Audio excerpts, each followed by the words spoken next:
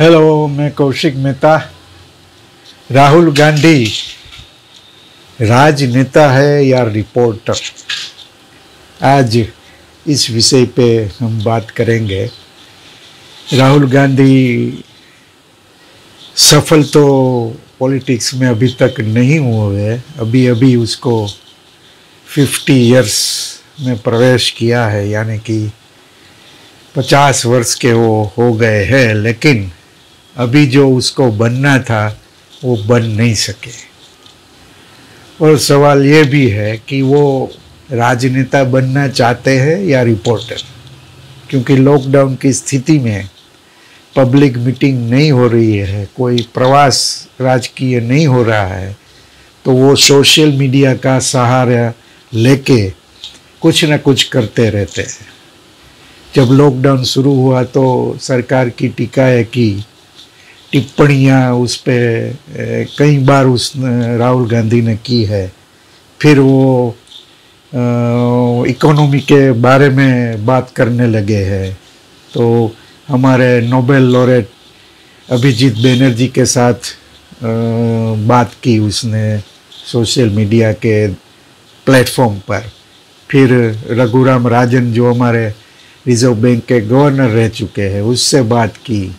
कुछ और दुनिया के इकोनॉमिक एक्सपर्ट के साथ बात की, लॉकडाउन एक्सपर्ट के साथ भी बात की। तो ये करते रहते हैं और ये अभी पूरा नहीं, ख़त्म नहीं हुआ मेरे ख्याल से। तो क्या उससे राहुल गांधी क्या करना चाहते हैं? क्या ये वो समझते हैं कि इससे लोगों तक वो जुड़ जाएंगे?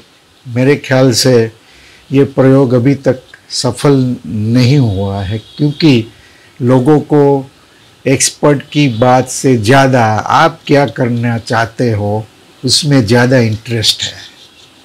ये बात समझनी चाहिए राहुल गांधी को, क्योंकि वो कांग्रेस पार्टी के प्रमुख रह चुके हैं। अभी भी कांग्रेस में कुछ लोग ऐसे हैं वो समझते हैं कि राहुल गांधी को फिर प्रेसिडेंट बनना चाहिए। आप देखिए देश की सबसे पुरानी पार्टी का क्या हाल है। सोनिया गांधी को फिर प्रेसिडेंट, इंटरिम प्रेसिडेंट बनना पड़ा है, क्योंकि राहुल गांधी ने 2019 के रिजल्ट के बाद इस्तीफा दे दिया। अभी तक नए प्रमुख चुन नहीं सके कांग्रेस में दो भाग हो गए हैं, दो जूथ हो गए हैं। ये कांग्रेस की परंपरा रही है पहले से, इंदिरा गांधी के समय से है। तो कई लोग खानगी में यानी कि प्राइवेट में बात करते हैं कि राहुल गांधी को अब प्रेसिडेंट बनाना नहीं चाहिए, गांधी परिवार के बाहर से कोई आए वो प्रेसिडेंट बने, ये पार्टी के लिए अच्छा रहेगा। और पब्लिकली ये लोग ऐसा बोलते हैं कि राहुल गांधी फिर प्रेसिडेंट बनना चाहिए। तो ये दुविधा से कांग्रेस बाहर आई नहीं है, कब आएगी पता नहीं है। राहुल गांधी पर रिस्पॉन्सिबिलिटी है वो इस दुविधा से कांग्रेस को बाहर निकाले। उसकी पार्टी का क्या हिस्ट्री है साहब, क्या कैसे कैसे लोग इस पार्टी को चलाते आए थे। जवाहरलाल नेहरू से लेके सरदार पटेल, गांधी जी तक कई नेताओं की फौज थी।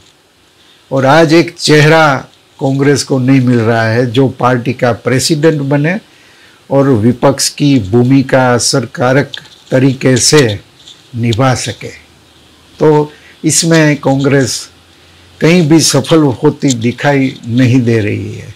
राहुल गांधी तो अपने परिवार से ही प्रेरणा ले सकते हैं। जवाहरलाल नेहरू, पंडित जवाहरलाल नेहरू, इंदिरा गांधी, राजीव गांधी और उसकी माँ सोनिया गांधी भी। जवाहरलाल नेहरू ने तो पत्रों के द्वारा इंदिरा गांधी को पूरे भारत की संस्कृति के बारे में अवगत कर दिया था। गांधी जी ने देश का पूरा परिभ्रमण करके देश को समझा था कि कैसे ये लोग है, उसकी क्या ज़रूरतें हैं, उसकी क्या विचारधारा है और इसमें से अंग्रेज़ों के सामने खड़ा होकर कैसे लड़ा जा सकता है। तो राहुल गांधी को ये समझना होगा, क्योंकि आज सबसे मीम, सबसे बड़ी मजाक जो सोशल मीडिया में बनती रहती है वो राहुल गांधी पर बनती है, जैसे अमेरिका में डोनाल्ड ट्रंप में बनती है। वैसे राहुल गांधी ट्रंप की इस बारे में स्पर्धा कर रहे हैं, लेकिन 50 बरस कम नहीं होते। 50 बरस में आदमी कहाँ से कहाँ पहुँच जाता है। आप कई एग्जाम्पल दे सकते हैं। बराक ओबामा का देख लीजिए, वो प्रेसिडेंट बन गए, वो बोरिस प्रेसिडेंट बने, प्राइम मिनिस्टर बन गया। ऐसे कई हमारे पास एग्जाम्पल है कि 50 बरस में आदमी जो राजनेता है वो पूरी हाइट पे चला जाता है। लेकिन राहुल गांधी के जीवन में ऐसा दिन कब आएगा वो हम बता नहीं सकते हैं, हम कह नहीं सकते हैं कि क्या होगा आने वाले। हाँ, वो अच्छे आदमी है, उसकी समझ भी कुछ ऐसी है कि देश के लिए कुछ किया जाए, लेकिन कैसे किया जाए मेरे ख्याल से उसमें वो दुविधा में रहते हैं। उसने भी देश के कई हिस्से में प्रवास किए, राजकीय प्रवास किए, कभी कोई झुपड़े में जाके खाना खाया है, कभी वहाँ सोए हैं, ऐसे भी कई प्रयोग किए हैं। लेकिन आप देख लीजिए, नरेंद्र मोदी आपके सामने है, वो कैसा नेता है। आप हरदम उसकी टीका ही, उसको क्रिटिसाइज ही करते रहे तो उससे बात बनने वाली नहीं है। मैं आपको एक किस्सा बताऊं। जब गुजरात में लेवा पटेल पूरी कौम मोदी के सामने एक आंदोलन चला रही थी और हर एक ज़िले में एक पब्लिक मीटिंग, बड़ी वाली पब्लिक मीटिंग, उसमें ये पब्लिक मीटिंग में हजारों लोग शामिल होते थे। तब एक हमारे संत ने बताया था ये लोगों को, लेवा पटेल नेतागिरी को, कि भाई आप हर रोज़ सुबह में उठ के मोदी को गालियाँ देंगे तो काम नहीं चलेगा, उससे तो फ़ायदा मोदी को ही होगा, वो ही बड़ा होता जाएगा। तो राहुल गांधी और कांग्रेस मेरे ख्याल से वो ही कर रहे हैं। आप अभिजीत बैनर्जी के साथ बात करते हैं, आप रघुराम राजन के साथ बात करते हैं, लेकिन आप मनमोहन सिंह के साथ बात नहीं कर रहे हैं, जो जगत के जाने माने इकोनॉमिस्ट कहे जाते हैं। कई विदेशी नेताओं ने मनमोहन सिंह की प्रशंसा की है इस बारे में, तो आप उसके जाके मशवरा क्यों नहीं लेते और देश के सामने ऐसी बात क्यों नहीं रखते। आपके पास कई ऐसे नेता हैं। आपने प्रणब मुखर्जी को अन्याय किया और मोदी सरकार ने उसको सर्वोच्च सम्मान दिया। देखिए दुविधा कैसी है।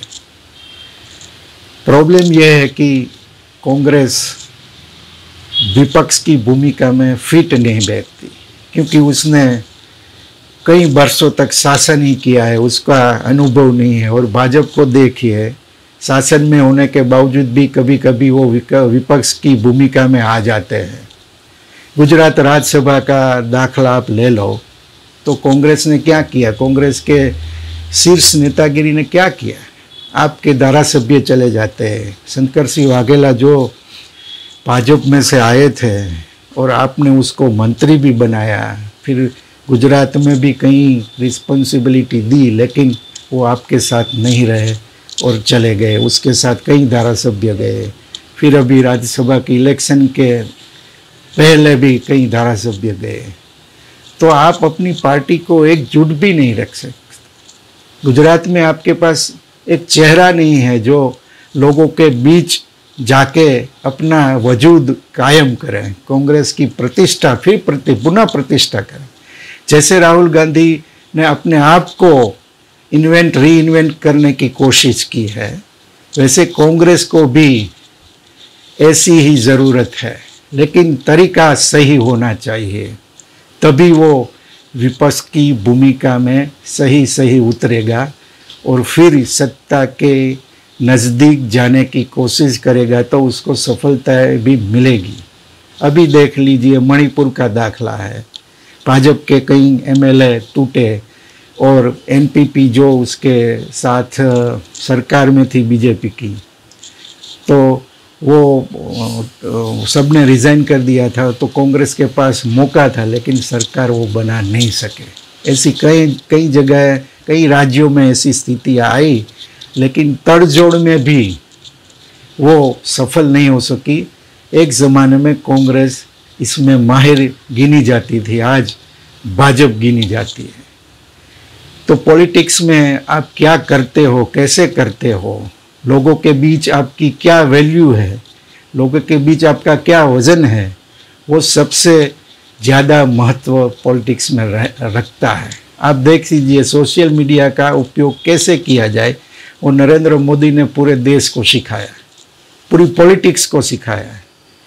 आप भी वो रास्ते पे चल पड़े, अच्छी बात है, लेकिन उसका असरकारक तरीके से उपयोग कैसे किया जाए वो आपको सीखना है। आखिर में तो पब्लिक में आपका क्या वज़न है वो महत्व रखता है। राहुल गांधी को ये समझना चाहिए, क्योंकि वो देश की ओल्डेस्ट पार्टी के नेता है और कांग्रेस की देश को ज़रूरत है। विपक्ष असरकारक न हो, विपक्ष वीक ही पड़ता जाए तो ये अच्छी बात नहीं है देश के लिए। पॉलिटिक्स की बात तो बाजू में रखिए आप। तो ये देश के लिए भी राहुल जी और कांग्रेस के अन्य नेताओं को समझना चाहिए कि आपको आपकी पार्टी को देश के लिए कुछ ऐसा करे कि जो सत्ता में है वो भी कुछ डर जाए। यहाँ तो बात ऐसे, आप एक हमला करने जाते हो तो सामने 2-3 हमले आते हैं। ये इकोनॉमी की बात कर रहे हैं तो सामने अभी कटौकटी की बात आ गई इमरजेंसी वाली, और चीन से आपने पैसे लिए वो बात आ गई, वो आरोप का आप जवाब पूरा नहीं दे सके। प्राइम मिनिस्टर रिलीफ फंड से आपने पैसे लिए, ऐसी बात भी आई सामने। तो आप एक हमला करते हो, वो लोग 3-4 हमला कर देते हैं, तो बात आपकी पब्लिक में टिकती नहीं है। आपका जो वजूद है, आपकी क्रेडिबिलिटी है, आपकी विश्वसनीयता है, वो कहीं ना कहीं उसका ग्राफ नीचे ही जा रहा है। तो आपको कुछ ऐसा करना चाहिएगा कि फिर से कांग्रेस री इन्वेंट होके पब्लिक में उसकी विश्वसनीयता बने, ये ज़रूरी है। आप समझ लीजिए ये आपके लिए ही नहीं, देश के लिए भी ज़रूरत है। तो राहुल गांधी और उसके साथीदार कांग्रेस के नेता लोग ये बात समझ पाएंगे, ऐसी हम आशा क्या रख सकते हैं। सवाल ये है, जवाब कांग्रेस को देना है। थैंक यू, फिर मिलेंगे।